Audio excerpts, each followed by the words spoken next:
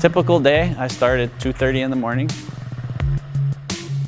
out at Van Nuys Airport, where we have our helicopter and a couple of live trucks. I drive a live truck, operate the camera, and get our assignment from the assignment desk. And usually at that hour in the middle of the night, it's usually not anything good. Nothing good happens after 9 or 10 o'clock, I always say.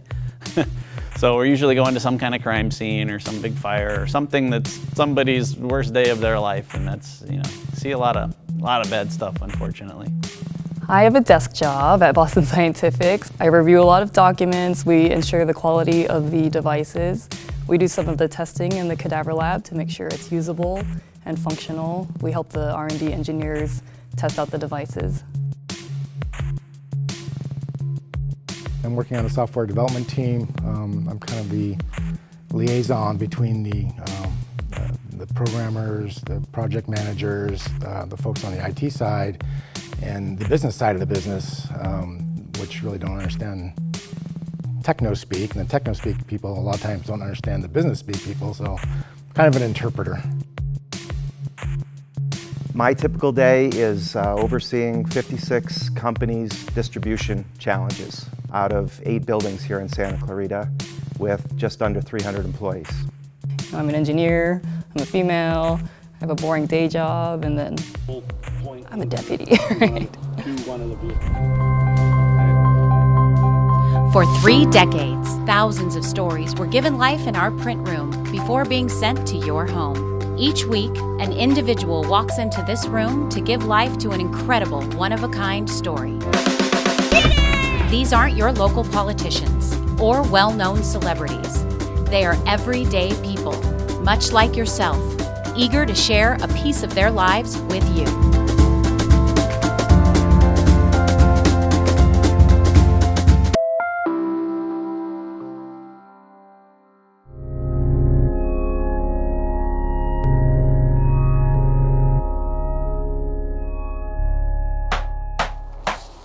Blood pressure 120/80, GCS of 15, still ANO times 3, pupils are pearl, respiration's 18. As a reserve, when we're on duty, we are the same as a regular deputy. We have full police powers. Most of our team is assigned to search and rescue, so we may not be handling a bank robbery call or some kind of crime call, a domestic violence call. There's 3 or 4 of us on the team, myself included, that have gone through patrol training. So you may see me out in a regular patrol car or a search and rescue truck. Litter's ready to pull up. Copy that. Raising litter. All slow. We focus more on call-outs that are lost hikers, medical calls, cars over the side, very search and rescue oriented, whereas the reserve deputies are the full range of emergencies in Santa Clarita. We're out generally out of the city most of the time, the wilderness areas, more often than not. We're not generally doing any law enforcement per se, and we're looking for more to do rescues and EMT work and that sort of thing. Yeah, so that way we're just mixing it up a little bit, and we're just fine-tuning those skills depending on what is needed on. On a training, we'll go out and do some type of simulation. So it could be that it's a lost hiker and it's in the wash area, and we have to first find where the person entered into the wash and try to establish, their trail, try to keep people from walking over it and other hikers. So, and then we track it, literally track it until we find. In the case of a practice session, it would be until we find the person that's, the dummy or the simulator. The call out is sent to the Santa Clarita team, about 12 of us for our area. There are other search and rescue teams in the county. If it's a large call out, they'll call out mutual aid.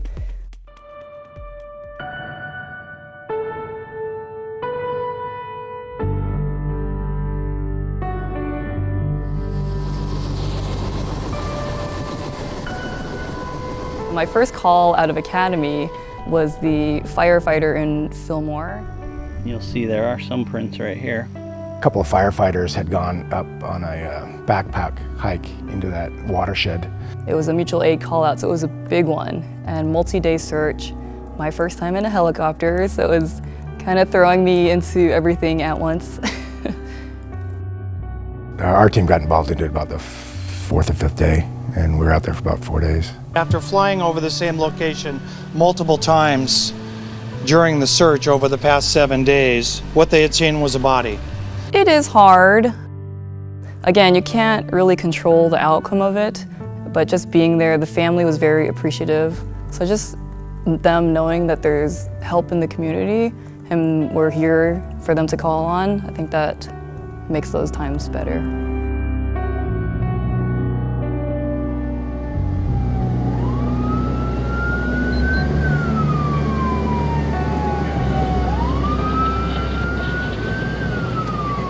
I think my most memorable, I got off work, we got a call out for a missing 4-year-old boy, and got in the truck, got loaded up. It was just a search, and nobody had any idea where he was, so it wasn't like a cliffhanger where we had to just change real quick, throw everything in the truck and go. So it was just kind of, we got in the truck and we started driving towards where the command post was, and then we heard our air unit on the radio spot the kid in the pool.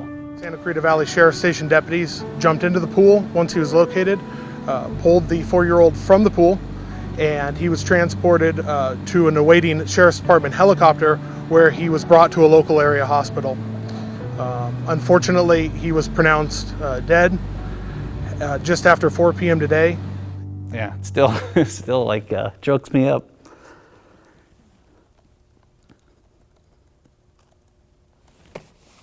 Yeah, so I did CPR on a 4-year-old boy. I didn't see that coming. Anyway, yeah, that was the one. Still gets me. One of the most memorable experiences I had was with a situation where someone was sitting on the edge of a cliff. It was a 500-foot cliff, and their intent was to kill themselves.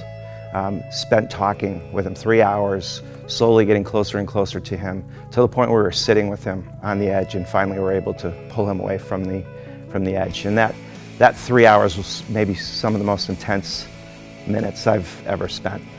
Mentally dealing with seeing bad things, and we see good things too. There's times where, I think Ken mentioned, we talked a guy down that was intent on jumping off a cliff, and that was great. We were driving back that night, high-fiving each other, and so there are very happy things.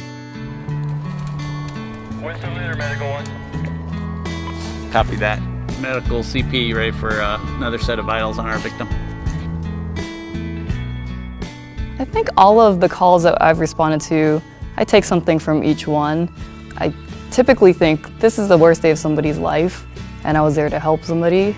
And a lot of the people we found, it's very gratifying. A lot of the people that have not had such fortunate ends, it's also gratifying to at least be there for the family.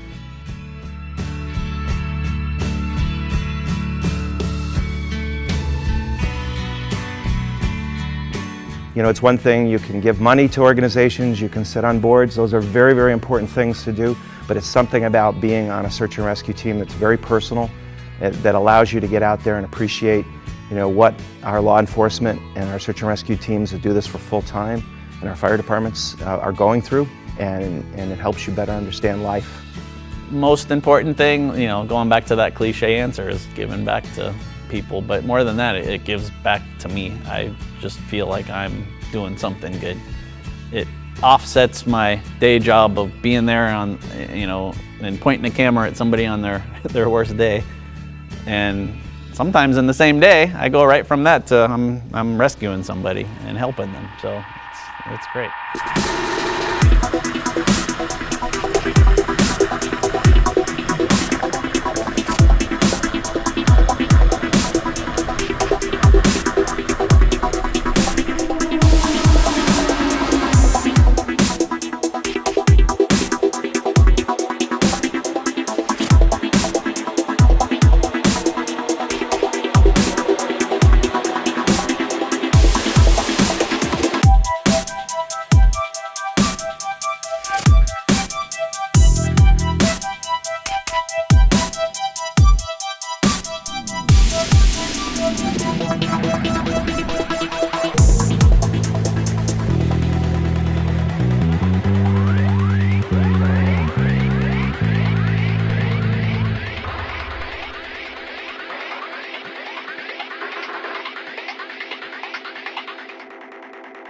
One of my friends calls me Batman, yeah, right? I get my call on my bat phone and go out and save people.